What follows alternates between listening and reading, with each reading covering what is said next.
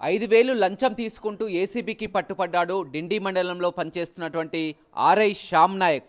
కళ్యాణ్ లక్ష్మికి సంబంధించినటువంటి చెక్కు ఆ గిరిజనులకు ఇవ్వడానికి కూడా ఆ చెరుకుపల్లి తండాకు చెందినటువంటి ఆ గిరిజనులకు కళ్యాణ్ లక్ష్మి చెక్కు ఇవ్వడానికి 5,000 లంచం అడగడం జరిగింది.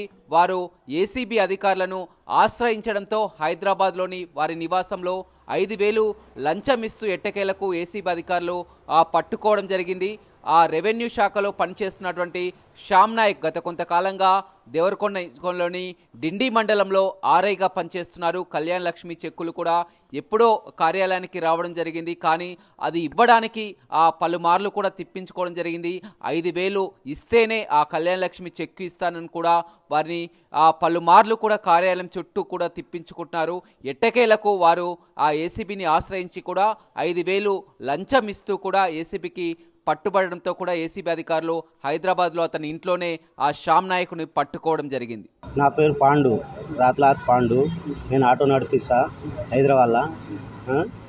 మా పాపకు పెళ్ళి 3 సంవత్సరాలు అవుతుంది. ఇప్పుడు దాకా కళ్యాణ్ లక్ష్మి లేదు. ఏమన్నా అంటే డబ్బులు కావాలంటాడు. 10 సార్లు పోయినా, కాలు పట్టుకున్నా, ఒకసారి పోయి కాలు పట్టుకున్నా, నీ ఓడ్రా పోయి అన్నది. మళ్ళీసారి పోతే ఇదే మాట మాట్లాడు. మళ్ళీ ఇంకోసారి పోతే ఎమ్మెల్యేతోటి ఫోన్ చేపిస్తాడు, చేయలే. ఇన్ని రోజులు కష్టపడి 3 రోజులకి వెళ్ళి కష్టపడి ఇప్పుడు వచ్చి ఏడో అప్పు సొప్పు తెచ్చి 5,000 ఇచ్చిన.